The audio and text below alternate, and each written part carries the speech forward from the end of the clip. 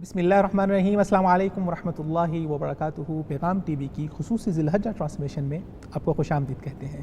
آج ہماری ٹرانسمیشن کا پہلا دن ہے اور یہ ٹرانسمیشن کا سلسلہ اگلے 10 دن تک آپ کے ساتھ چلتا رہے گا، جہاں پر ہم ملک بھر سے نامور محققین، علماء، اسکالرس کو بلاتے رہیں گے، ان ایام کی فضیلت کے بارے میں، حج کے بارے میں، اور خاص طور پہ ابھی جو موجودہ صورتحال کے تحت مکہ مکرمہ میں کیا انتظامات ہو رہے ہیں، حج کے جو پرنور وہاں کے جو لمحات ہیں، انشاءاللہ العزیز ہم کوشش کریں گے کہ وہ آپ تک پہنچائیں، اور کوشش کریں گے کہ ان ایام کے اندر کس طرح سے ہم ان کو اپنے لیے اللہ تعالیٰ کی قربت کا باعث بنا سکتے ہیں، کس طرح ان ایام سے ہم مستفید ہو سکتے ہیں، اپنی دینی لحاظ سے، دنیاوی لحاظ سے ان سے ہم زیادہ سے زیادہ فائدہ حاصل کر سکتے ہیں۔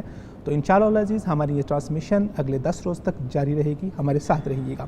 تو آج کی ہماری ٹرانسمیشن اس کا آغاز کرتے ہیں۔ الحمدللہ، اللہ تعالیٰ کا بہت شکر ہے کہ اللہ تعالیٰ نے ایک مرتبہ پھر ہمیں ان ایام کی برکت سمیٹنے کا موقع عطا فرمایا۔ رسول اللہ صلی اللہ علیہ وسلم نے فرمایا کہ اللہ تعالیٰ کے ہاں ان 10 دنوں کے علاوہ باقی دنوں میں جو نیک اعمال ہیں وہ ان 10 دنوں میں اللہ تعالیٰ کو اتنے محبوب ہیں۔ باقی دنوں میں بھی لوگ نیک اعمال کرتے ہیں، لیکن وہ عمل جب ان 10 دنوں کے اندر ہوتا ہے تو اس کی محبوبیت اللہ تعالیٰ کے ساتھ، اس کا ثواب، اس کا اجر بہت زیادہ بڑھ جاتا ہے۔ تو ان 10 دنوں میں ایسی کیا خاص بات ہے؟ ان 10 دنوں کا فلسفہ کیا ہے؟ ان 10 دنوں کا راز کیا ہے کہ یہ ایام اللہ تعالیٰ کو اتنے محبوب کیوں ہیں، اور پھر یہ 10 کا عدد یہ اتنا زیادہ خاص کیوں ہے؟ اس کے اوپر بھی ہم بات کریں گے۔ تو آج کی ہماری خصوصی ٹرانسمیشن میں ہمارے ساتھ شامل ہیں ہمارے بہت ہی معزز مہمان، میری دائیں جانب تشریف رکھتے ہیں محترم جناب رانا محمد شفیق خان پسروڈی صاحب۔ میں تعارف کرواتا چلوں، رانا صاحب ایک عالم دین ہیں، ایک صحافی ہیں، ماشاءاللہ آپ ان کے قالم پڑھتے رہتے ہیں، بہت سے کتابوں کے مصنف ہیں، بہت ہی زبردست قسم کے ناقد ہیں۔ آپ ان کو پیغام ٹی وی کی سکرین پہ بھی اور دیگر ٹی وی چینلز کی سکرین پہ بھی دیکھتے رہتے ہیں۔ تو ہمارے لیے بہت اعزاز کی بات ہے کہ رانا صاحب نے اپنا خصوصی وقت عنایت فرمایا۔ بہت شکریہ رانا صاحب، خوش آمدید۔ آپ کا بھی شکریہ۔ اور اسی طرح رانا صاحب کے ساتھ تشریف رکھتے ہیں محترم جناب ڈاکٹر عبدالغفار صاحب۔ ڈاکٹر صاحب ماشاءاللہ بہت سی کتابوں کے مصنف ہیں، اور ڈاکٹر صاحب جامعہ اوکاڑا کے جو شعبہ علوم اسلامیہ ہے اس کو ہیڈ بھی کرتے ہیں۔ ماشاءاللہ بہت ہی علمی شخصیت ہیں، تحقیقی شخصیت ہیں، تقریباً 50 سے زائد ان کے تحقیقی آرٹیکل چھپ چکے ہیں۔ اسی طرح ڈاکٹر صاحب نے ملیشیا سے پوسٹ ڈاکٹریٹ کیا ہوا ہے، بہت ہی علمی شخصیت ہیں۔ ہمارے لیے اعزاز ہے کہ ڈاکٹر صاحب نے ہمیں وقت عنایت فرمایا۔ ڈاکٹر صاحب خوش آمدید۔ بہت شکریہ جی۔ بہت شکریہ۔ میں اپنے دونوں معزز مہمانوں کو دوبارہ سے اپنے پروگرام میں خوش آمدید کہتا ہوں۔ گفتگو کا سلسلہ شروع کرتے ہیں، اور میں آج اس موقع سے فائدہ اٹھانا چاہوں گا کہ میرے پاس رانا صاحب موجود ہیں، اور رانا صاحب رویت حلال کمیٹی جو زونل اس کا جو پنجاب زون ہے آئی تھنک سو اس کے ماشاءاللہ ممبر بھی ہیں، اور اسی طرح اسلامی نظریاتی کونسل کے ممبر بھی ہیں۔ تو قبل اس سے کہ ہم اشرا ذی الحجہ کے بارے میں بات کرنا شروع کریں، میں رانا صاحب سے ایک بہت اہم مسئلے کے اوپر بات کرنا چاہوں گا کہ ہمارے ہاں عمومی طور پہ دیکھا یہ جاتا ہے کہ جب رمضان المبارک کا چاند ہوتا ہے تو اس کا بہت زیادہ اہتمام کیا جاتا ہے، نیوز بھی بہت زیادہ چل رہی ہوتی ہیں، لوگوں کا انٹرسٹ بھی بہت زیادہ ہوتا ہے، لیکن اس کے علاوہ جو دیگر اسلامی ماہ ہیں ان کا چاند دیکھنے کا کوئی اتنا زیادہ اہتمام نہیں ہوتا، لوگوں کے اندر اتنی زیادہ کیوریوسٹی نہیں ہوتی۔ تو اوورآل چاند کے مسئلے کے اوپر بہت زیادہ اختلاف پایا جاتا ہے، اور یہ مسئلہ وہ ہے جو حل ہی نہیں ہو پا رہا۔ تو رانا صاحب آپ ماشاءاللہ رویت حلال کمیٹی کے ممبر بھی ہیں، اور آپ اس مسئلے کو بہت نزدیکی سے جانتے ہیں، آپ جانتے ہیں کہ اندرونی مسائل کیا ہے، تو بنیادی وجہ کیا ہے، یہ مسئلہ، یہ معمہ حل کیوں نہیں ہو پا رہا؟ شکریہ۔ نظریاتی کونسل کا ممبر بھی رہا ہوں، یا رویت حلال کمیٹی کا مستقل کتاب بھی ہے میری ایک اس پہ، اوکے، اور اس کتاب کی تقریباً رونمائی اسلامی نظریاتی کونسل میں ہوئی تھی باقاعدہ ایک منسٹر کو ہوتے ہوئے۔ میں یہاں 2-3 باتیں جو ہیں وہ واضح کرنا چاہتا ہوں جو عام لوگ نہیں جانتے۔ جو رویت حلال کمیٹی ہے وہ حکومت کی بنائی ہوئی کمیٹی ہے، اور اس میں تمام مکاتب فکر کے مسلمہ نمائندے موجود ہیں، جتنے مسالک ہیں سب کے نمائندے اس میں موجود ہیں، مرکزی سطح پر بھی، صوبائی سطح پر بھی، اور نیچے زونل کمیٹیاں جو ہیں ان کے اندر بھی۔ پھر اس کے ساتھ ساتھ محکمہ موسمیات کے ذمہ داران بھی ہوتے ہیں، فلکیات کے ذمہ داران بھی ہوتے ہیں، اور باقاعدہ جو سائنسی آلات ہیں ان کو بھی استعمال میں لایا جاتا ہے۔ ٹھیک ہے، کوئی بھی فیصلہ جو ہے وہ باہمی اتفاق کے یا اتفاق رائے کے بغیر نہیں ہوتا۔ صحیح۔ چیئرمین اس فیصلے کا اعلان کرتا ہے جو سب کے نزدیک متفقہ ہوتا ہے۔ رمضان کا چاند دیکھا جاتا ہے، باقی کیوں نہیں دیکھے؟ سارے چاند جاتے ہیں، ہر مہینے باقاعدہ اہتمام ہوتا ہے، لیکن چونکہ لوگوں کی دلچسپی زیادہ ہوتی ہے یا رمضان کے چاند کے ساتھ یا عید الفطر کے چاند کے ساتھ، عید الاضحیٰ کے چاند کا معاملہ یہ ہوتا ہے کہ 10 دن پہلے پتہ چل جاتا ہے عید کب ہونی ہے، تو وہ دلچسپی کی کمی کی وجہ سے ہمیں یہ محسوس ہوتا ہے، ورنہ جو روزہ ہلال کمیٹی ہے وہ ہر مہینے جو ہے باقاعدہ اہتمام کرتی ہے۔ اچھا ران صاحب، اس میں جو ایک نیا نظریہ یہ آ رہا ہے کہ آپ ایک سائنٹیفک میتھڈ کے تھرو آپ پورے سال کا لونر کیلنڈر بنا دیں اور اسی کے اکارڈنگلی آپ پورے سال پہلے پرڈکٹ کر دیں کہ جی عید اس دن ہوگی، رمضان اس دن ہوگا، محرم اس دن ہوگا، عرفہ اس دن ہوگا، پرڈکٹ کر دیں، اس میں کیا مسئلہ ہے؟ دیکھیں کیلنڈر جو ہے وہ یہ نہیں کہ بنانے پڑیں گے، کیلنڈر ہر سال بنتے ہیں اور شروع سے بنتے بنے آئے ہیں۔ آپ ابھی ناسا کی جتنے ویب سائٹ پہ ہمارے جائیں، ادھر پڑے ہوئے ہیں عرب سر، ممالک ہیں ان کے اندر باقاعدہ جو ہے عرب تاریخیں ان کا کیلنڈر بنا ہوتا ہے، لیکن فیصلہ جو ہے جو احکامات ہیں شریعت کے وہ تو چاند دیکھنے کے ساتھ تعلق رکھتے ہیں نا۔ رسول پاک صلی اللہ علیہ وسلم کے واضح الفاظ ہیں اور اس پہ کسی کا کوئی اختلاف نہیں، ان غم علیکم، کہ چاند تو موجود ہے لیکن نظر نہیں آیا، دیکھا نہیں جا سکا، تو وہ پھر 30 دن پورے کرنے پڑیں گے۔ ان کا اعتراض یہ ہوتا ہے کہ آپ جہاں پر دیگر سائنٹیفک میتھڈز کا استعمال کر رہے ہیں تو آپ اس کی جو عمر کے حساب سے نہیں کہ جس کی وجہ سے کفر صادر آ جائے، عبادات کا معاملہ نا، صحیح، تو جو عبادات کرتے ہیں وہ تو اختلاف نہیں کرتے، نہ وہ اس کے اوپر ضد کرتے ہیں، اور جن لوگوں کا سیکولرزم کے ساتھ تعلق ہوتا ہے یا جو لوگ ذرا آزاد خیال ہوتے ہیں وہ اختلاف کرتے ہیں، ان کو تو کرنا بھی نہیں چاہیے۔ جو مذہبی لوگ ہیں جو عبادات کرتے ہیں وہ تو کہتے ہیں کہ عبادت کے مواقع ہیں نا، صحیح، تو اس میں تو جگڑنے کی کوئی بات نہیں۔ دیکھیے کسی بھی شرعی معاملے میں عبادت کے ثبوت کے لیے چاند کا نیکڈ آئی سے دیکھنا ضروری ہے، یعنی کہ یہ اگر ہم پوری بحث کا خلاصہ ہونا اور چیز ہے، صحیح، پیدائش ہونے کے بعد دیکھنا ضروری ہے، اور اس کے لیے ضروری نہیں کہ انسان کی آنکھ، آلات جو ہیں ان کے ذریعے بھی آنکھ ہی دیکھتی ہے نا، آلات ان سے معاونت لی جاتی ہے۔ رانا صاحب اگر مثال کے طور پہ صحیح کہا، سائنسی آلات کو استعمال کیا جا سکتا ہے۔ جی ڈاکٹر صاحب آپ کچھ فرمانا چاہ رہے ہیں؟ میں نے کہا سائنسی آلات کو بھی استعمال کیا جا سکتا ہے، وہ بھی آنکھ کے دیکھنے کی طرح ہی۔ یہ اینک ہے، دیکھ تو ہم آنکھ کے ساتھ ہی رہے ہیں نا، یہ تو معاونت کر رہی ہے، اس طرح آلات ہیں، دوربین وغیرہ جو ہے، لیکن آپ کو دیکھنا ہر ماہ پڑے گا، ہر ماہ پڑے گا۔ اچھا ایسا آلہ، مجھے آپ کی بات سے یہ سمجھ آ رہی ہے کہ ایسا سائنٹیفک آلہ ہم استعمال کر سکتے ہیں جس کے اندر انسانی آنکھ کی انوالومنٹ ہو، جیسے دوربین ہے یا اور مائکروسکوپ وغیرہ جو دیگر آلات ہوتے ہیں، تو اگر آپ انسانی آنکھ کی انوالومنٹ ہے اور آپ کو نظر آ رہا ہے تو ٹھیک ہے، لیکن اگر آپ پرڈکٹ کر رہے ہیں کسی میتھڈ کے تھرو تو اس میں پھر شرعی معاملے کے اندر ہم عبادت کو ثابت نہیں کر سکتے۔ کیا میں صحیح ہوں؟ ہاں بالکل، یہ جہاں دیکھے جاتے ہیں روزہ ہلال کے، مثلا لاہور والے جو ہیں وہ دیکھتے ہیں اوقاف کی بلڈنگ بہت بلند ہے، تو اس کے ساتھ باقاعدہ ٹیلیسکوپ لگے ہوتے ہیں، محکمہ موسمیات والے بھی آتے ہیں، فلکیات والے بھی آتے ہیں، ماہرین آتے ہیں اور باقاعدہ بتاتے ہیں کہ فلاں سائڈ پہ نظر آئے گا، اور وہ سارے دیکھتے ہیں، پھر صحافی بھی دیکھتے ہیں۔ بہرحال اس کے لیے یہ ہے کہ اگر اس سے کوئی تیز فاسٹ کوئی آلہ آ چکا ہے جس کے ساتھ معاونت فاسٹ یا ریپڈلی ہو سکتی ہے تو وہ بھی اختیار کرنے میں حرج نہیں ہے، حرج نہیں ہے۔ چنا صاحب آپ روزہ ہلال کمیٹی کے ممبر بھی ہیں، وہ جو آلہ وہاں پر ابھی نصب ہوا ہے وہ کون سی جنریشن کا ہے مجھے تو اتنا خاص اندازہ نہیں ہے، کیا آپ سمجھتے ہیں کہ اس کے اندر اس بات کا احتمال 100% ختم ہو جاتا ہے کہ اگر چاند نکلا ہے تو نظر آئے گا ہی آئے گا؟ آلہ نصب نہیں ہے، ٹھیک ہے، وہ محکمہ جو فلکیات والے ہیں وہ ساتھ لے کر آتے ہیں اور ان کے پاس لیٹسٹ ہے، جدید ہے۔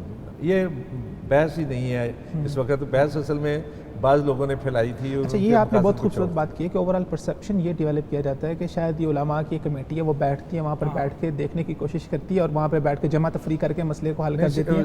آپ نے فرمایا کہ وہ آتے ہیں، محکمہ موسمیات والے آتے ہیں اور وہ اپنے سائنٹیفک آلات لے کر آتے ہیں۔ صرف وہی نہیں دیکھا جاتا، یہ بھی یاد رکھیں، صرف وہی نہیں دیکھا جاتا، پورے پاکستان کے اندر کسی جگہ سے بھی کوئی دیکھ کے سرکار کے ذریعے سے، ڈی سی کے ذریعے، اصل میں وہ جو کمیٹی بنی ہوئی ہے نا وہ یہ پرکھتی ہے کہ جو لوگ کہتے ہیں کہ ہمیں چاند نظر آیا ہے وہ واقعتاً صحیح کہہ رہے ہیں یا نہیں، اس چیز کو پرکھنا ہوتا ہے، شہادت کی گواہی ہونی چاہیے، قابل اعتبار ہے کہ نہیں ہے، کہ کہیں ایسا تو نہیں ہے کہ کسی آدمی نے ویسے ہی کہہ دیا ہے کہ مجھے نظر آیا ہے اور اس علاقے کی کسی اور پر اہتمام کیا جاتا ہے۔ یا ایھا الذین آمنوا ان جاءکم فاسق بنبأ فتبینوا، فتبینوا کا اہتمام ہوتا ہے باقاعدہ۔ رانا صاحب میرے خیال سے انشاءاللہ العزیز ہم ویری سون کوئی پلان کرتے ہیں کہ جب آپ چاند دیکھنے کے لیے بیٹھے تو ہم وہاں پر ایک پروگرام کریں اور لوگوں کو دکھائیں کہ، لیکن آپ مس کر گئے۔ باہر اس میں موقف ہمارا یہی ہے کہ جدید سائنسی آلات کو استعمال کیا جا سکتا ہے ڈے ٹو ڈے اس میں، بلکہ ٹھیک ہے۔ جی جی اچھا، بہت شکریہ. ہم نے بیسیکلی یہ ہمارا ایک ذیلی ٹاپک تھا، ہم نے اس کو کہا کہ ہم اپنے پروگرام کی ابتدا میں ہم ڈسکس کر لیں. اب ہمارا جو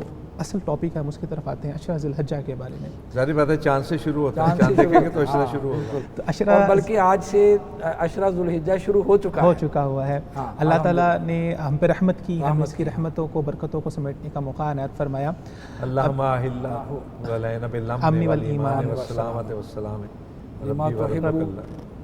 اللہ تعالیٰ اس کو ہمارے لیے بابرکت کرے. اور خاص طور پہ جیسے آج کل کا ماحول ہے، جب پوری دنیا میں پینڈیمک کی صورتحال رہی، کرونا وبا نے پورے دنیا کو اپنی لپیٹ میں لیا، تو حرمین جانے کا سلسلہ، کیونکہ یہ 10 ایام حج کی وجہ سے بہت زیادہ اہم ہے. پوری دنیا کے مسلمانوں کے سینٹیمنٹ ان ایام کے ساتھ جڑے ہوتے ہیں. پوری دنیا میں تیاریاں ہو رہی ہوتی تھی، لوگ آ رہے ہوتے تھے جی حج کرنے کے لیے جا رہے ہیں. 2 مہینے پہلے سے لوگوں کے اندر شوق، جذبہ، اور پھر حج کے اندر جو وہاں پر اس کے روح پرور مناظر ہوتے ہیں. ہر سال جو لوگ جاتے ہیں وہ وہاں پر ہوتے ہیں، اور جو نہیں جا پاتے وہ ان مناظر کو اپنے اپنے ملکوں میں دیکھ کے اپنے ایمان کو تازہ کر رہے ہوتے ہیں. ہمارے ہاں بھی جو پاکستانی معاشرہ ہے، یہاں پر بھی حج کی تیاریاں شروع سے کافی دن پہلے شروع ہو جاتی تھیں، اور پھر اس کے لیے جو تقریبات جو ہیں بالکل ان کا انعقاد ہوتا تھا، آپس میں ملنے ملانے کا. جو فلاں جو ہے وہ چچا جان جا رہے ہیں حج پہ، پھپھو جا رہی ہیں. ڈاکٹر صاحب برسا 2 سال سے یہ حج کا سلسلہ بند ہوا ہے. بلا شبہ ہر مسلمان کے لیے یہ بہت ہی لمحہ فکریہ بھی ہے، اس کے لیے سوچنے کا اور ایک لمحہ رک کے اپنی زندگی کو دوبارہ سے دیکھنے کا موقع ہے. آپ کیا سمجھتے ہیں کہ اللہ تعالیٰ کی ناراضگی ہے، ناراض ہوا ہے اللہ تعالیٰ سے؟ ہاں، بہرحال یہ پہلو تو موجود ہے کہ اللہ تعالیٰ کی ناراضگی کا پہلو بھی موجود ہے، لیکن اس کے ساتھ ساتھ آزمائش کا پہلو بھی ہمیں اپنے سامنے رکھنا چاہیے. 2 ہی معاملے ہوتے ہیں نا، یا آزمائش ہوتا ہے یا سزا ہوتی ہے. تو آزمائش کے پہلو کو ہمیں رکھنا چاہیے اپنے سامنے، اور ان مشکل حالات میں بھی ہمیں جو دعاؤں کا سلسلہ ہے، اللہ تعالیٰ سے التجا کا، گناہوں کی معافی کے لیے جو بھی ہم کر سکتے ہیں، استغفار کر سکتے ہیں، صدقہ و خیرات کا ذریعہ ہے، عبادات کے اندر جو وہ خلوص کو پیدا کرنا ہے، بہت ساری چیزیں ہیں. سوسائٹی کے ساتھ جو ایک تعلق ہے اس کو مضبوط کرنا، یہ بھی ان دنوں میں ہم اس سے فائدہ اٹھا کر اس کو مضبوط کر سکتے ہیں. میں آپ کی بات کو تھوڑا سا مزید اگر آپ اجازت دیں بڑھانا چاہتا ہوں کہ یہ جو 10 دن ہیں جن کو فضیلت والے دن قرار دیا گیا ہے، یہ فضیلت صرف حج کی وجہ سے نہیں ہے. صحیح. حج ایک بہت افضل عبادت ہے، ارکان اسلام میں سے 10 دنوں کی فضیلت کے کئی اور وجوہ بھی ہیں، کئی اور اسباب بھی ہیں. اور دیکھیے کہ رسول پاک صلی اللہ علیہ وسلم نے ایک ہی حج کیا جسے حجۃ الوداع یا حجۃ الوداع کہا جاتا ہے. باقی جتنے سال گزرے ہیں، عرصے گزرے ہیں، آپ نے ان کے اندر بھی ان ایام عشر کی فضیلت جو ہے اس کی ترغیب دلائی ہے، اس کے بارے میں بتایا ہے لوگوں کو. اب یہ ایک اور سوال پیدا ہوتا ہے، استاد جی اگر بہتر سمجھیں گے تو بتا دیں گے. ڈاکٹر صاحب میرے استاد بھی ہیں نا، میں اس لیے بے ساختہ استاد جی کہتا ہوں کہ یہ مثلا سوال ایک پیدا ہوتا ہے، ایک طالب علمانہ سوال ہے کہ یہ 10 دن جو ہیں ان کو افضل قرار دیا گیا، احادیث باقاعدہ موجود ہیں، اور یہ کہا گیا کہ ان کے عمل کا کوئی اور عمل مقابلہ نہیں کر سکتا.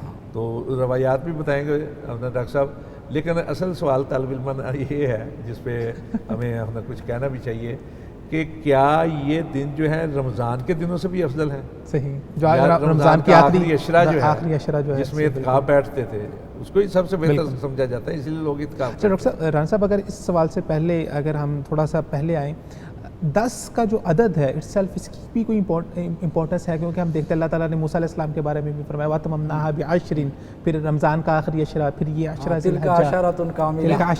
میں وہی عرض کر رہا ہوں، پہلی بات تو یہ ہے کہ عدد کا کوئی تعلق نہیں ہے اسلام کے ساتھ، ٹھیک ہے، الا یہ کہ وہ مختلف عبادات کے حوالے سے بتایا جاتا ہے. صحیح. رانا صاحب میں آپ کی بات کو یہاں پر ہی آپ عدد کی جس طرح کہ قرآن مجید میں ہے والفجر ولیال عشر، بالکل آگے اس عدد کو اللہ تعالیٰ نے توڑ بھی دیا ہے، والشفع والوتر. کیا بات ہے. تو یہ جو ہمارے ہاں جفت کو کہہ دینا جی جفت میں ہے، عدد کی اس طرح تو دیکھیں نا. میں وہی عرض کرنے لگا، صرف عدد کی وجہ سے فضیلت نہیں ہے. دیکھیں اس کی میں وجہ بھی بتاؤں. اب دیکھیں رسول پاک صلی اللہ علیہ وسلم نے فرمایا کہ طاق کو اختیار کرو، کئی چیزوں میں پسند کیا آپ طاق کو کر 1 3 5 7 یہ ہے نا جی. کئی ایسے وظائف ہیں جن کے اندر 3 بار دہرایا جاتا ہے، بلا کئی شبہ جگہ 7 ہے. اسی طرح اسنت عشر شہر، 12 کا ذکر بھی ہے قرآن پاک میں ہی ہے نا، لیکن 10 کا زیادہ اب نہیں 10 کا بھی ہے لیکن اعداد مختلف ہیں. بالکل. یہ 10 کا اس لیے کیا جاتا ہے کہ اس کی تقسیم کے حوالے سے نا 30 ہیں تو ان کے 10 کے حوالے سے. دوسری بات یہ اصل میں بعض لوگ اس چیز سے لے کے تو وہ رخ چلا جاتا ہے ان کا علم الاعداد کی طرف، اور علم الاعداد جو ہے یہ اس کو منسوب تو کیا جاتا ہے حضرت ادریس علیہ السلام سے، لیکن اصلاً یہ ہے یہودیوں کا علم. میں اس کی ایک دلیل دیتا ہوں. آپ نے یہ واقعہ پڑھا ہوگا تفاسیر کے اندر، ڈاکٹر صاحب تو جانتے ہیں کہ جب یہ ایک یہودی عالم کے سامنے آیا نا الف لام میم، تو اس نے کہا اس کا مطلب ہے کہ الف سے 1 بنا، لام میم 30 اور 40 70، تو یہ 71 سال تک رہیں گے، باقی ختم حروف مقطعات میں سے صرف الف لام. اسے کہا کہ یہ صرف یہ نہیں اور بھی ہے. کہتے کیا؟ کہتے الف لام را ہا میم عین سین کاف، کاف ہا یا یہ تو بڑھتے چلے جا رہے ہیں. تو وہ یہودی عالم تھا جس نے یہ بات کی تھی. تو اعداد ہمارے لیے محبوب تبھی ہیں جو رسول پاک نے فرمایا. جہاں 3 کا ذکر ہے وہاں 3 ہے، جہاں 1 کا ذکر ہے وہاں 1 ہے، جہاں 7 کا ذکر ہے وہاں 7 ہے، جہاں 11 کا ذکر ہے وہاں 11 بھی ہے، یعنی ہمارے 12 کا ذکر بھی ہے، 10 ہے قرآن مجید کی. اور رسول کریم صلی اللہ علیہ وسلم عدد کو بھی مبارک ہونے کے لیے مہر نبوت چاہیے. رسول اللہ کی زبان کی مہر ہے تو مبارک ہے، نہیں تو جتنا مرضی مبارک ہے. صرف عدد کے حوالے سے سوچیں گے تو علم الاعداد کی طرف چلے جائیں گے. اس لیے میں نے یہ جو ہے نا رانا صاحب گفتگو کا سلسلہ ہم جاری رکھیں گے. جی ناظرین کرام، یہاں پر وقت ہوا چاہتا ہے ایک مختصر سی بریک کا. بریک کے بعد واپس آتے ہیں اور اپنی گفتگو کو آگے لے کے چلتے ہیں. ہمارے ساتھ رہیے. ویلکم بیک ناظرین، آپ کو پروگرام میں ایک مرتبہ پھر سے خوش آمدید کہتے ہیں. گفتگو کا سلسلہ جاری تھا اور ہم بات کر رہے تھے عشرہ ذی الحجہ کے فضائل کے بارے میں. بلا شبہ بہت ہی مبارک دن ہیں. جیسے کہ رانا صاحب نے فرمایا کہ رسول اللہ نے فرمایا کہ ان ایام کے اندر نیک عمل کا جو اس کا اجر ہے اس کا مقابلہ باقی ایام نہیں کر سکتے. بہت فضیلت والے ایام ہیں. تو ہم ڈاکٹر صاحب سے پوچھتے ہیں کہ ڈاکٹر صاحب رسول اللہ صلی اللہ علیہ وسلم کی جو صحیح احادیث ہیں ان میں ان 10 دنوں کی صحیح فضیلتیں کیا وارد ہوئی ہیں؟ جی ماشاءاللہ، بہت اچھا سوال کیا جی. سب سے پہلی بات تو یہ ہے کہ جو سمجھنے کی ہے، قرآن مجید میں جو ایک قطعی نص ہے باقاعدہ سورہ الفجر کا جو آغاز ہے، والفجر ولیال عشر، ہمیں اس آیت مبارکہ کو اپنے سامنے رکھنا چاہیے کہ اللہ سبحانہ و تعالیٰ بھی جو عمومی مفسرین نے بیان کیا ہے، جو چیز اللہ تعالیٰ کو زیادہ محبوب ہوتی ہے، پیاری ہوتی ہے، جس کی زیادہ قدر اور قیمت ہوتی ہے انسانی زندگی میں بھی، اس کی اللہ تعالیٰ قسم کھاتے ہیں. تو یہاں پر بھی فجر کی قسم کھائی اور ولیال عشر، 10 دنوں کے اللہ تعالیٰ نے قسم کھائی. سبحان اللہ. اور اس میں بھی اگر آپ دیکھیں کہ جو فجر کا عمومی مفسرین نے یہی لکھا کہ اس سے مراد صبح کا ٹائم ہے. اور جس طرح کہ آپ سورہ تکویر میں بھی پڑھتے ہیں وَالصُّبْحِ اِذَا تَنَفَّسَ، تو یہاں فجر سے مراد صبح ہی ہے، اور صبح کے وقت کیے گئے اعمال بہت زیادہ اللہ تعالیٰ کو عزیز. حدیث بھی اللہ مبارک لامتی فی بکوری. ہاں بالکل. اچھا، صبح کے اذکار، پھر اسی طرح شام کے اذکار احادیث میں موجود ہیں باقاعدہ طور پر. اور اسی طرح جو ولیال عشر، عمومی مفسرین کا تو یہی رجحان ہے کہ اس سے مراد جو ہے وہ یہ ذو الحجہ کی یہ 10 راتیں ہی ہیں. اور خصوصاً اس میں ابن کثیر رحمۃ اللہ علیہ کا یہ موقف ہے. تو ڈاکٹر یہاں پر اللہ تعالیٰ نے لیال کی قسم کھائی، تو یہ دن افضل ہیں یا راتیں زیادہ افضل ہیں؟ میں ایک تھوڑی سی جی دیکھیں، اصل میں بات تو ہو رہی ہے 10 دنوں کی. جی قسم کھائی ہے راتوں کی. اس کی بنیادی وجہ یہ ہے کہ جو اسلامی دن ہے اس کا آغاز رات سے ہوتا ہے. رات پہلے آتی ہے، دن بعد میں آتا ہے. اب میں جو بات کرنا چاہتا ہوں وہ یہ تھی کہ جس طرح کہ ولیال عشر، یہ تو ابن کثیر رحمۃ اللہ علیہ کا موقف ہے کہ اس سے مراد یہ ذو الحجہ کی 10 راتیں ہیں، یعنی رات بول کر مراد اسے دن بھی اس کے اندر شامل ہے. اچھا، اب اگلی بات یہ کہ لیکن ہمیں جو یہ نہیں سمجھنا چاہیے کہ اس سے مراد صرف یہ 10 راتوں سے مراد ہے، بلکہ اس میں عموم شامل ہے. عموم یہاں یہ ذکر نہیں کیا گیا کہ اس سے ذو الحجہ کی 10 راتیں مراد ہیں. یہ پہلو بھی ہمیں سامنے رکھنا چاہیے. جہاں تک بات ہے رسول کریم صلی اللہ علیہ وسلم کے فرامین کی، ہم بعض اوقات یہ تقابل کرنے بیٹھ جاتے ہیں کہ یہ رمضان کی لیلۃ القدر افضل ہے یا یہ 10 راتیں افضل ہیں. اصل بات یہ ترغیب و ترغیب میں علامہ منذری نے بھی یہ بات نقل کی ہے، اور حجت اللہ البالغہ میں نے شاہ ولی اللہ رحمۃ اللہ علیہ نے اس پر بڑی بحث کی ہے. وہ کہتے ہیں کہ رسول اللہ صلی اللہ علیہ وآلہ وسلم کا جو موٹیویشن کا طریقہ تھا نا، لوگوں میں عبادت میں اور اعمال میں آگے بڑھنے کا جو ترغیب تھی وہ اس طرح ہوتی تھی کہ جب بھی کوئی خاص موقع آتا تھا رسول اللہ صلی اللہ علیہ وسلم ان خاص مواقعوں کے ساتھ جوڑ کر عمل کے اندر آگے بڑھنے کی ترغیب دیا کرتے تھے. صحیح. اب جو ولیال عشر کی تخصیص کی ہے رسول کریم صلی اللہ علیہ وآلہ وسلم نے، جس طرح آپ نے بھی حدیث مبارکہ پیش کی کہ ان ایام میں کیا گیا عمل اللہ تعالیٰ کو بہت ہی زیادہ محبوب اور پیارا ہے بقیہ ایام سے، تو اصلاً یہاں ایک ترغیب پیدا کر دی گئی کہ آپ زیادہ سے زیادہ ان ایام کے اندر صدقہ کریں، خیرات کریں، اسی طرح نیکی کے جو اعمال ہیں ان کو زیادہ سے زیادہ اختیار کریں.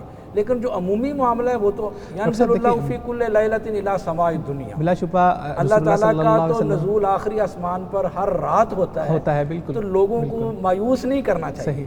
وہ تو اللہ تعالیٰ تو ہر وقت قریب ہے نا، ہر وقت قریب، ہر وقت قریب ہے. سنتے ہیں نو ڈاؤٹ ان ایسے جتنے بھی ایام ہیں ان کے ساتھ رسول اللہ صلی اللہ علیہ وسلم عبادت کو جوڑ دیتے تھے. لیکن یہ ہے کہ یہ ایام بھی تو محبوب ہیں، وہ محبوب ہونے کی وجہ کیا ہے؟ اس میں مسئلہ یہ ہے کہ رسول اللہ صلی اللہ علیہ وسلم جس طرح میں نے عرض کی کہ مقاصد میں سے ہے کہ کسی بڑے عمل کے ساتھ جوڑ کرنا دنوں کو، تو آپ صلی اللہ علیہ وسلم اس کی اہمیت بیان کرتے تھے. صحیح.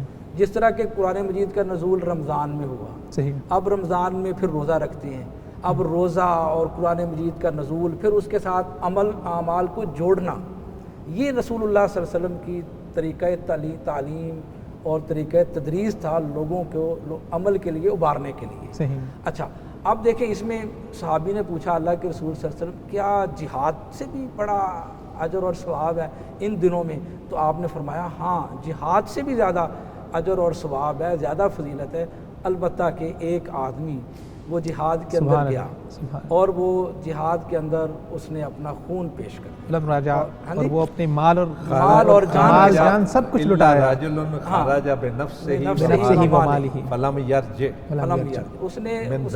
بھی اس کے اندر لگ گیا، اس کا خون جان بھی اس کے اندر لگ گئی، کیونکہ اس سے یہ بھی ثابت ہوا کہ جو جہاد اور پھر اس کے اندر قربانی پیش کر دینا مال اور خون کی جان کی، یہ زیادہ محبوب عمل ہے اللہ تعالیٰ کی ذات. ڈاکٹر صاحب مجھے آپ کی بات سے جو سمجھ آیا کہ رسول اللہ صلی اللہ علیہ وسلم چھوٹے چھوٹے ٹاسک بنا دیا کرتے تھے، 10 دن کے، ایک 10 دن کا یہ ٹاسک بن گیا کہ 10 دن میں عام طور پہ عمومی طور پہ انسان دنیا کی زندگی میں مگن رہتا ہے، تو 10 دن بندہ نکال کے ذرا عمل کو زیادہ نیت خالص کر کے اللہ تعالیٰ کی قربت کا باعث بنا لیتا ہے. ڈاکٹر صاحب کیا فلسفہ ہے آپ نے؟ میں ڈاکٹر صاحب کی بات کو نا مزید تھوڑا سا جو ہے نا وہ سیکنڈ کرتے ہوئے تھوڑی سی وضاحت جو میری طالب علمانہ گزارش ہے وہ میں عرض کرنا چاہتا ہوں. دیکھیے رسول پاک صلی اللہ علیہ وسلم جو بات کرتے تھے اللہ کی طرف سے کرتے تھے، لا شک. جو قسم کھائی ہے اللہ رب العزت نے، امام ابن کثیر کے علاوہ دیگر مفسرین نے بھی، قرطبی وغیرہ سب نے وہی چیز بیان کی ہے جس طرح ڈاکٹر صاحب نے فرمایا. اور اس کی تائید جو ہے مزید وہ رسول اکرم صلی اللہ علیہ وسلم نے کر دی کہ جب کئی روایات میں الفاظ مختلف ہیں لیکن ان کا مفہوم یہی ہے کہ یہ 10 دن جو ہے نا یہ دنیا کے بہترین دن ہے. مثلا ارشاد فرمایا مسند بازار میں بھی ہے، صحیح ترغیب و ترہیب کے اندر بھی ہے کہ افضل ایام الدنیا ایام العشر، یعنی عشرہ ذی الحجہ تھے. یہ الفاظ ہیں کہ یہ 10 دن جو ہیں دنیا کے تمام دنوں سے افضل ہیں. اب دیکھیے جو جمعہ کا دن ہے اس کو کہا سید الایام. اچھا رمضان کا مہینہ جو ہے وہ سید الشہور ہے. تو مفسرین نے اس کے اوپر نا بڑی اچھی اچھی توجیہ کی ہیں. مثلا امام ابن قیم رحمۃ اللہ علیہ نے زاد المعاد کے اندر انہوں نے فرمایا کہ یہ 10 دن کا مطلب ہے کہ سال کے کوئی 10 دن ان 10 دنوں کے مقابلے میں نہیں. 10 دن یہی بہتر ہے. 10 دنوں کے مقابلے میں کوئی 10 دن نہیں. ایک سوال یہ کیا کہ جی جو اعتکاف والے دن ہے رمضان کا آخری عشرہ ہے اس میں اتنی ترغیب ہے، اتنا اپنا کچھ ہے، خود رسول پاک کے بارے میں ہے کہ آپ شدہ میزہ راہو بالکل اہلہ خود بھی جاگتے گھر والوں کو بھی جگاتے. تو پھر اس کا ایک جواب تو انہوں نے یہ دیا کہ اس کی راتیں افضل ہیں، اس کے دن افضل ہیں.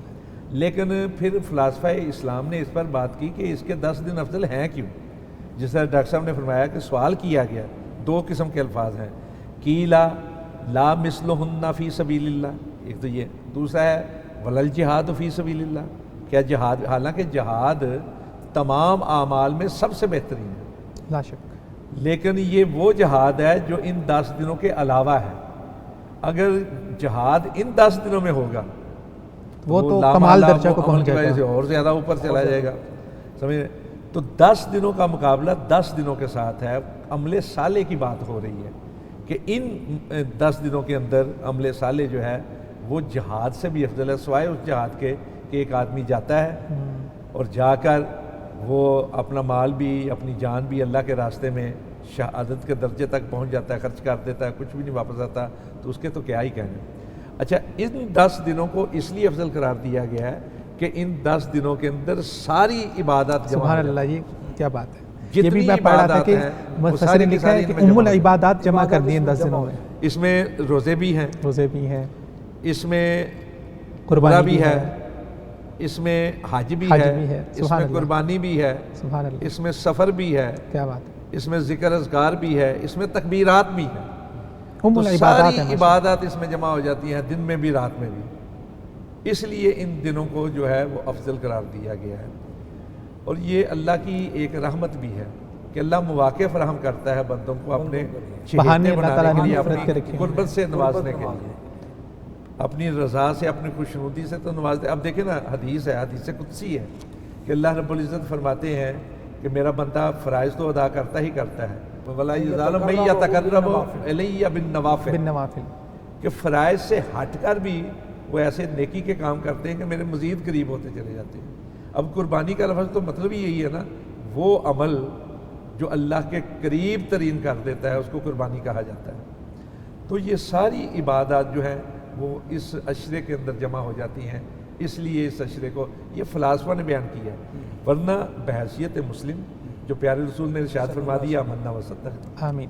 بالکل ایسا۔ یعنی کہ رانا صاحب 10 دن جو ہیں وہ سب سے افضل ذی الحجہ کے ہیں، مہینہ سب سے افضل رمضان کا ہے، اور اگر ہم رات کی بات کریں تو سب سے افضل جو ہے وہ لیلۃ القدر کی ہے، لیلۃ القدر ہے، اور ہفتے کے دنوں میں سردار جمعہ کا دن ہے۔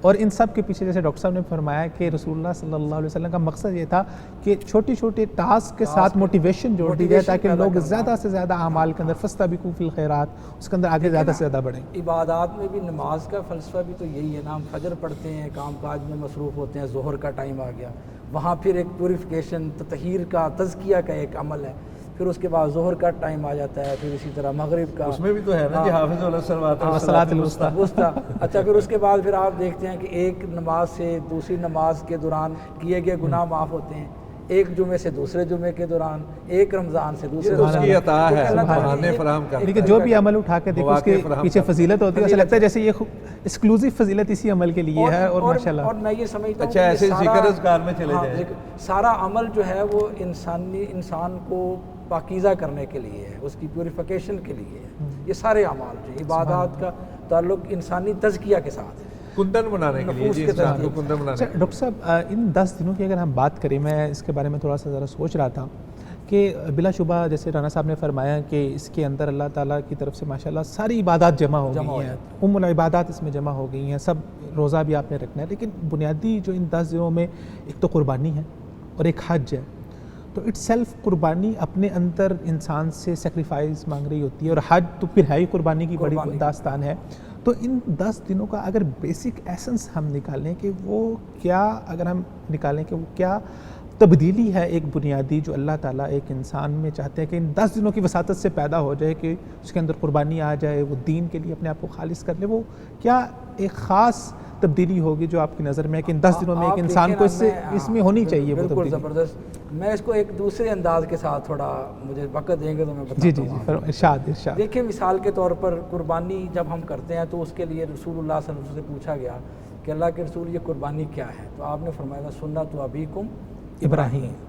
اس کے پیچھے آپ دیکھیں کہ ابراہیم علیہ السلام کی پوری زندگی آزمائشوں میں ہے۔ سمینا فتح یذکرہ یقال لہ ابراہیم، فتن کا اس کی اپنی ایک تشریح 16-17 سال کی عمر میں آزمائش شروع ہوتی ہے، اور بڑھاپے میں اللہ تعالیٰ نے بیٹا دیا، اور پھر اس کے بعد دیکھیں کہ خواب کے اندر دیکھا یا بنیا انی ارا فی المنام انی اذبحک۔ اگلا جملہ بہت قیمتی ہے، اس پر نہ غور کرنے کی ضرورت ہے۔ اللہ جو حضرت اسماعیل علیہ السلام نے اللہ کا جملہ ہے، اے میرے بیٹا میں نے تمہیں دیکھا ہے کہ میں خواب میں تمہیں ذبح کر رہا ہوں، فانظر ماذا ترا، بتاؤ تمہاری رائے کیا ہے۔ اصل اس میں فلسفی یہ ہے، سمجھنے کی ضرورت یہ ہے ہمیں کہ اسماعیل علیہ السلام نے جواب یہ دیا ہے کہ جب اللہ تعالیٰ کی طرف سے کوئی حکم آ جائے تو ابا جان پھر رائے طلب نہیں کیا کرتے۔ کیا بات ہے، کیا بات ہے۔ اصل میں اب ہمارے لیے اس میں میسج کیا ہے؟ اصل میسج اس میں یہ ہے کہ جب ہمارے پاس قرآن مجید موجود ہے اور ایک حفاظت کے ساتھ موجود ہے، رسول کریم صلی اللہ علیہ وسلم کے فرامین احادیث موجود ہیں، یہ نصوص قطعیہ ہی اصل میں دین ہے ہمارے لیے، تو اب یہ دونوں چیزیں محفوظ شکل میں ہونے کے بعد ہمارے لیے ضروری یہ ہے، حکام کے لیے، عوام الناس کے لیے، کہ ہم ایز اٹ از دین کو اپنے اوپر نافذ کریں۔ اسماعیل علیہ السلام کا جواب بھی یہی تھا کہ جب اللہ کی طرف سے حکم آئے پھر رائے معلوم نہیں کرتے، اس لیے جب اللہ کی طرف سے حکم ہے، نماز کا حکم ہے، روزے کا حکم ہے، اسی طرح قربانی کے بارے میں بھی دیکھ لیں، اِنَّا أَعْطَيْنَاكَ الْكَوْثَرَ فَصَلِّ، یہاں جو فصلی لِرَبِّكَ وَانْحَرْ، تو یہاں سے مراد اکثر فقہاء نے لیا ہے کہ فرضیت جو ہے نا اس آیت سے ثابت ہوتی ہے۔ چلیں ہم دوسرے فقہاء کو بھی سامنے رکھ لیتے ہیں، خلفائے راشدین کا عمل بھی رکھ لیتے ہیں، اس بات میں ہم نہیں پڑھتے فرض ہے، واجب ہے یا سنت ہے یا کیا نہیں ہے، ہم اس بات سے نکلے بغیر بہرحال یہ تو ہمیں سوچنا چاہیے نا کہ اگر اللہ کی طرف سے کوئی حکم ہے تو اس کو مانیں، ہم اس کو اپنی زندگیوں میں ہم لاگو کریں، نافذ کریں، جس حد تک ہو سکے ہم کوشش کریں۔ مسلم کا معنی یہ، اور حضرت اسماعیل علیہ السلام کا یہ جملہ جو ہے نا، فانظر ماذا ترا یا ابا تفعل ما تؤمر، ابا جی آپ وہ کام کریں جس کا آپ کو حکم اللہ دیا ادھر سے اللہ تعالیٰ کا حکم آئے، ادھر گردن جھکی ہو، انسان گردن جھکی ہو، مصور کھینچ ایسا اصل میں یہ بات ہے کہ قربانی کے اندر بھی یہی فلسفہ ہے، باحثیت ایک میری ذات کے اگر میرے اوپر آزمائش ہے تو میں اس آزمائش پر پورا اتروں، اللہ تعالیٰ کے احکامات کو پورا کروں، باحثیت قوم اگر ضرورت ہے تو قربانی کی ضرورت ہے، میں اس پر پورا اتروں۔ اصل میں تو چیز یہی ہے، اگر انفرادی طور پر میری ضرورت ہے، میرے وطن کو ضرورت ہے، اسلام کو ضرورت ہے تو میں اس کے لیے تیار ہو جاؤں، اگر باحثیت قوم ضرورت ہے ہمیں تو ہم باحثیت قوم تیار ہو جائیں۔ جس طرح پاکستان ہے اور پوری اسلامی دنیا کی نظر اگر ہمارے اوپر لگی ہوئی ہے کہ ہم کچھ کریں اور ہم اسلامی دنیا کو لیڈ کریں، تو اس لیے ہمیں اپنا سب کچھ قربان کر کے بھی دنیا کو لیڈ کرنا چاہیے۔ رانا صاحب جیسے صاحب نے ذکر کیا ہے، جی ایک اور طرف بات کرنا چاہ رہا ہوں، آپ ایام عشر کو لے گئے ہیں آخر پہ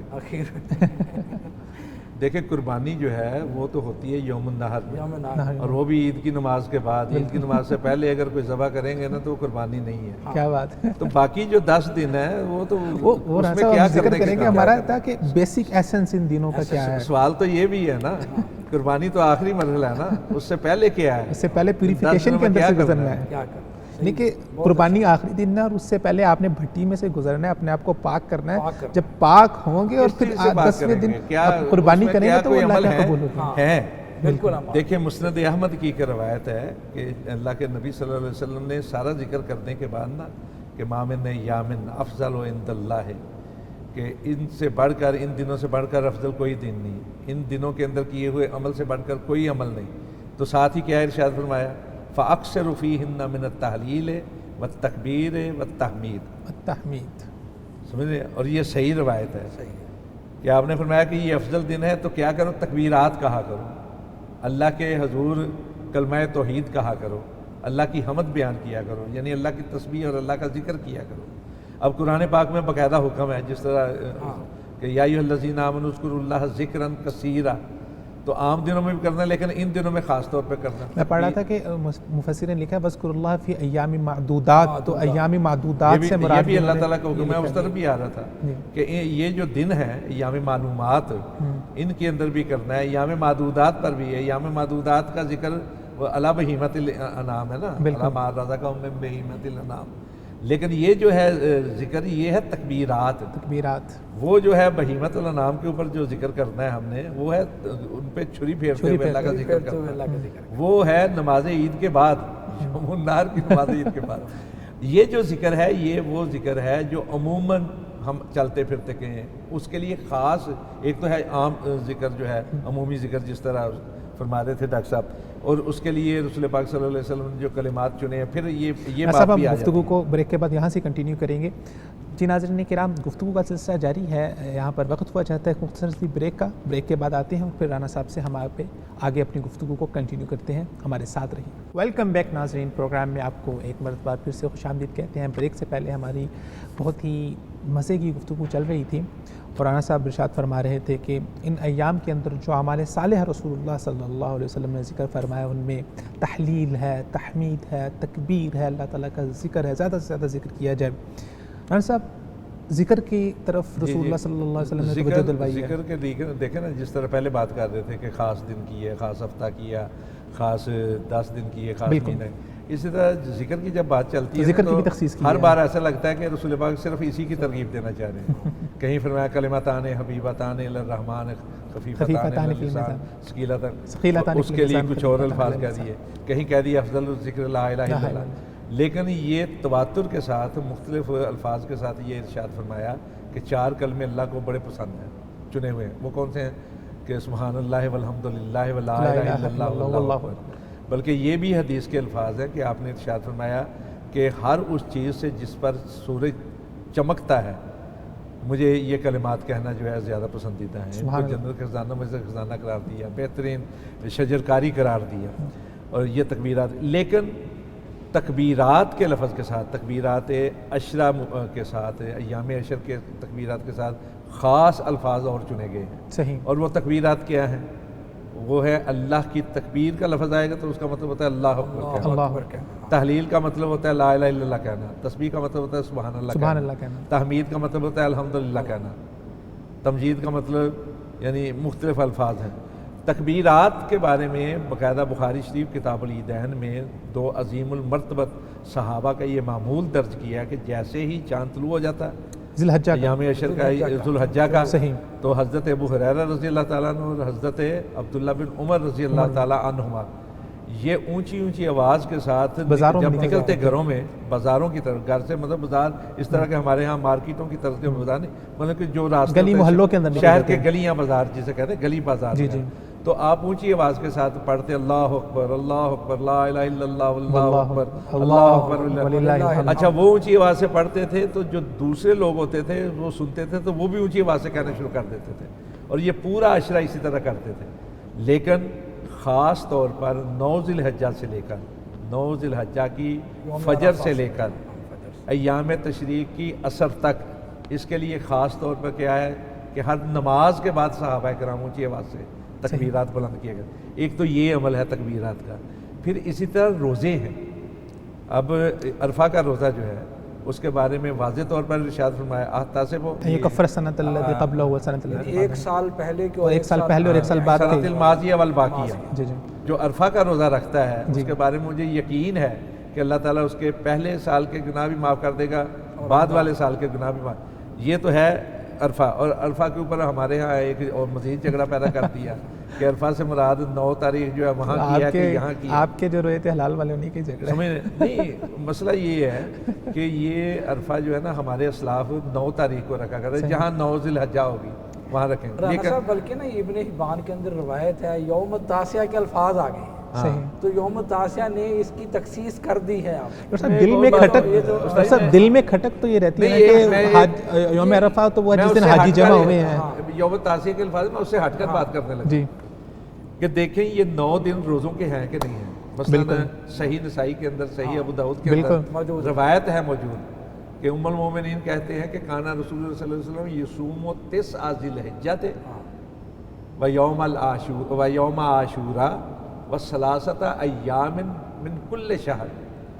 اب 9 کا معنی اگر تو کریں گے نا 9، تو پھر وہ یوم التاسع والا لفظ ہے، اور اگر 9 کا معنی کریں گے 9 روزے 9 دنوں کے، تو بس جب 9 دنوں کے روزے آگے اگر وہاں 9 ہے تو یہاں 8 ہوگی نا، تو وہ بھی نفلی روزے آپ رکھ سکتے ہیں۔ عمل صالح روزے سے بڑھ کر عمل صالح کون سا ہو سکتا ہے؟ تو اختلاف کا ہے کا اور اگر کوئی 2 دن کا رکھنا چاہے یہاں سعودیہ کے اعتبار سے بھی یہاں کے اعتبار سے بھی، تو بہرحال ایک دوسرا پہلو ہے کہ ہمیں اپنے جغرافیہ کا بھی لحاظ رکھنا ہوگا نا یہاں. میں کہتا ہوں اس کو چھوڑ ہی دیں، آپ پورے 9 دن رکھیں، اس میں 8 بھی آ جائے گی، 9 بھی آ جائے گی، 7 بھی آ جائے گی، 6 بھی آ جائے گی. اچھا ڈاکٹر صاحب، اس پہ ایک عام لوگوں کے ذہن میں اشکال یہ پیدا ہوتا ہے کہ عرفہ کا وہ خاص لمحات ہوتے ہیں جب اللہ تعالیٰ کی رحمت بہت برس رہی ہوتی ہے، بہت اللہ تعالیٰ انسانوں کے قریب ہوتے ہیں اور حاجی اکٹھے ہوئے ہیں اور میدان میں اللہ تعالیٰ سے مناجات کر رہے ہیں، تو وہ خاص لمحہ ہے. تو وہ کیا لمحہ بار بار آئے گا؟ مطلب ہے کہ سعودیہ کے لیے وہ لمحہ علیحدہ سے ہوگا، وہ لمحہ تو پوری دنیا کے لیے ایک ہی ہوگا نا اللہ تعالیٰ کا. وہ لمحات تو عرفہ کے وہیں کے لیے جو حاجی کر رہے ہیں، لیکن مسئلہ ہے روزہ رکھنے کا.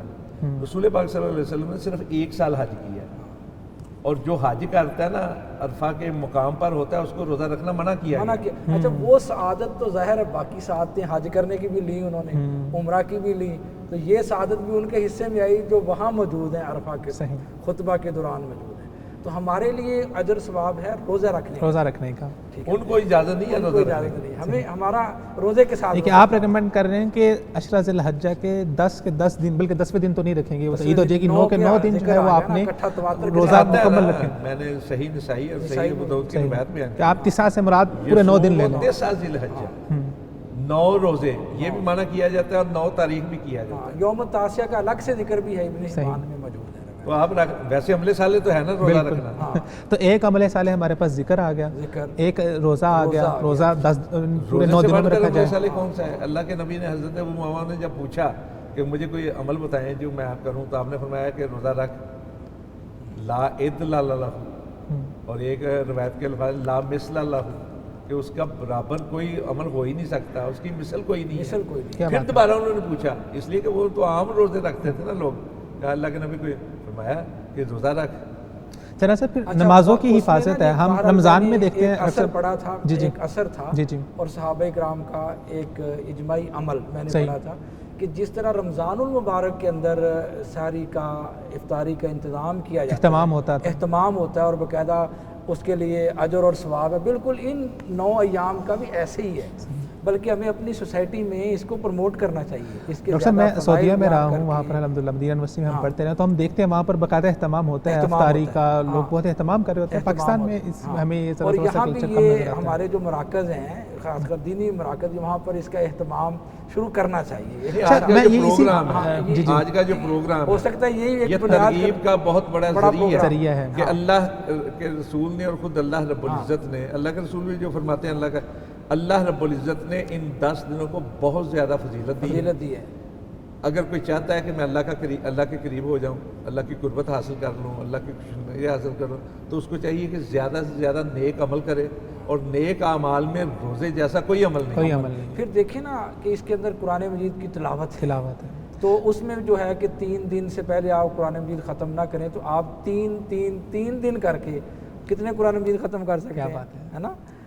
کتنے 3 قرآن مجید ختم کر سکتے ہیں. تو یہ اس طرح بھی اگر کوئی آدمی عمل کرنا چاہے. ایک ہمارے یہاں جیسے رمضان آتا ہے نا، تو رمضان لوگوں کا بہت زیادہ اہتمام ہوتا ہے. آپ دیکھیں گے رمضان کے ابتدائی دنوں میں آپ کو نمازی بھی زیادہ نظر آئیں گے، افطاریوں کا بھی اہتمام ہو رہا ہے، نماز کی حفاظت ہے، ذکر ہے، قرآن مجید کی تلاوت ہے.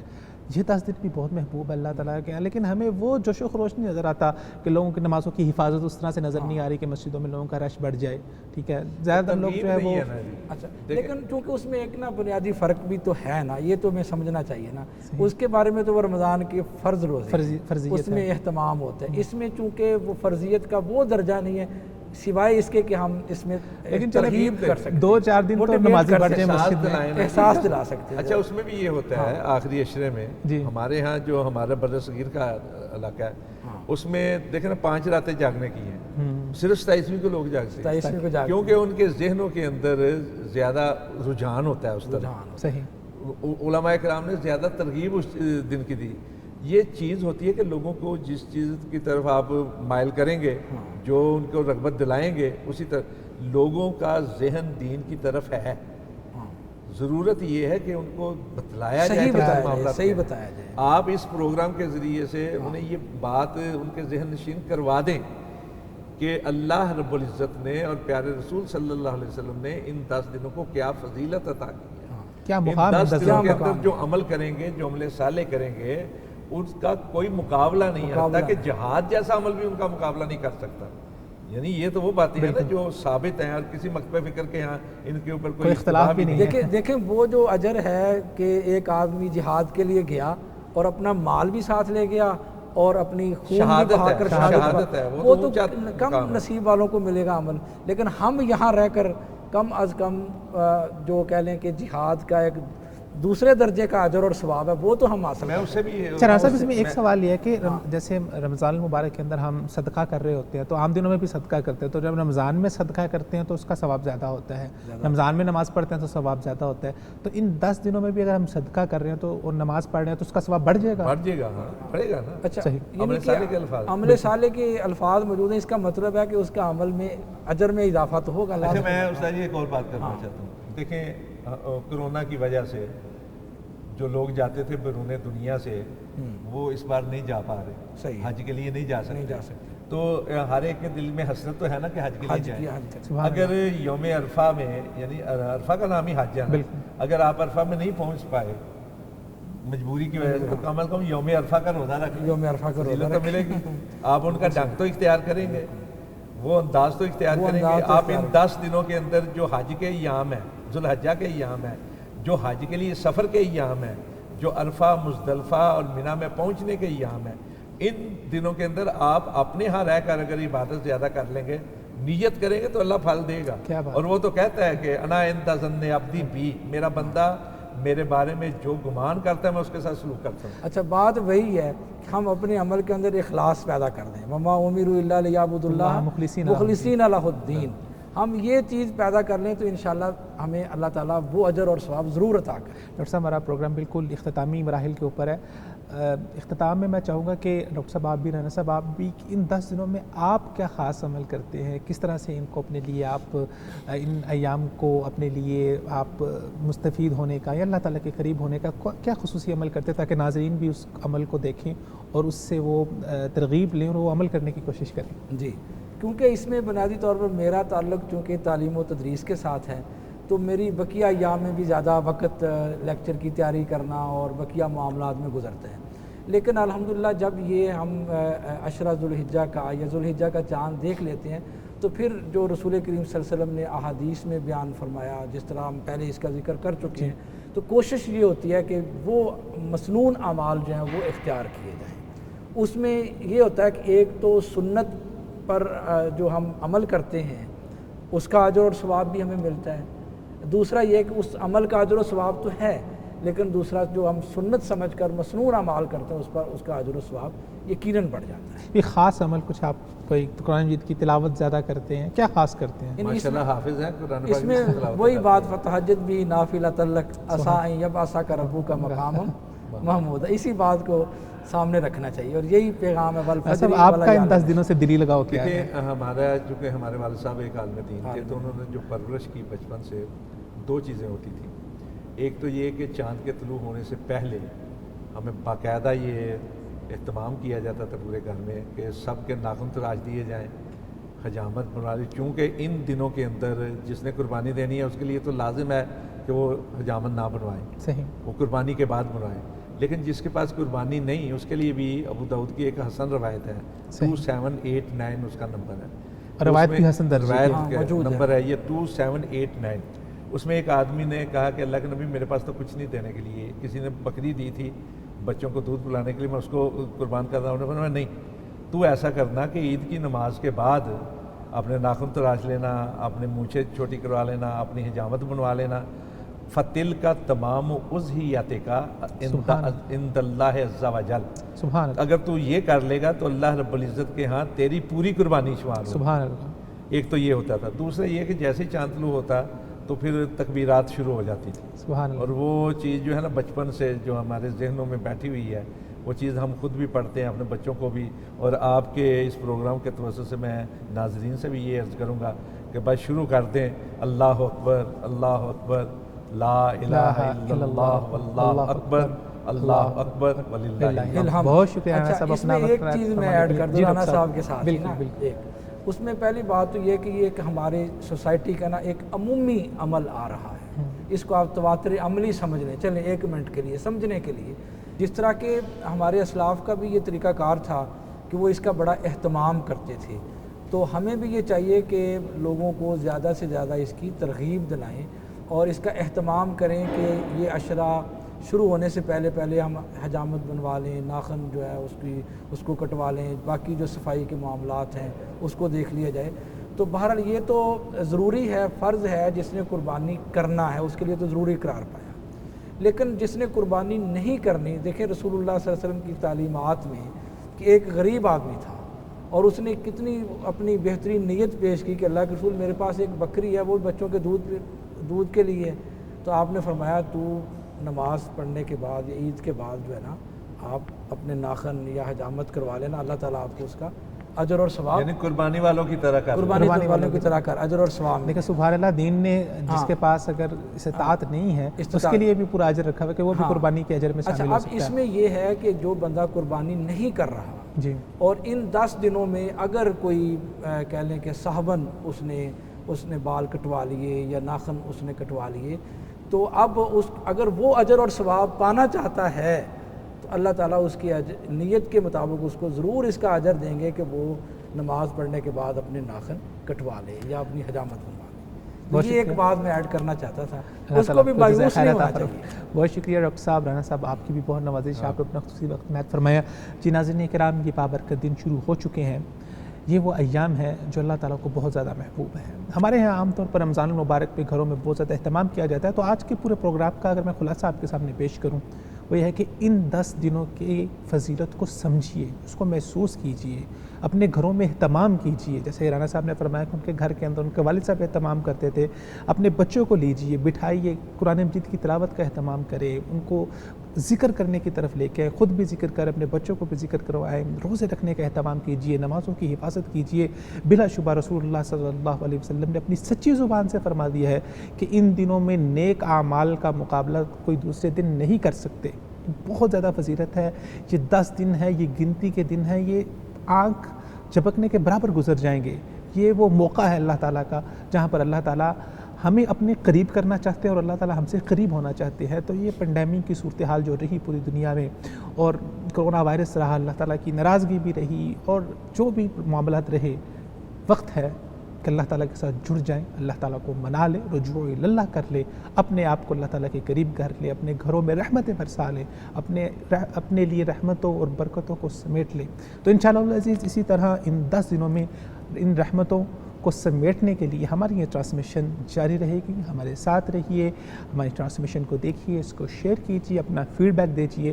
انشاءاللہ العزیز نیکسٹ ٹرانسمیشن کے ساتھ، نئے مہمانوں کے ساتھ، نئے ٹاپک کے ساتھ پھر آپ کے سامنے ہم حاضر ہوں گے۔ تب تک کے لیے خدا حافظ۔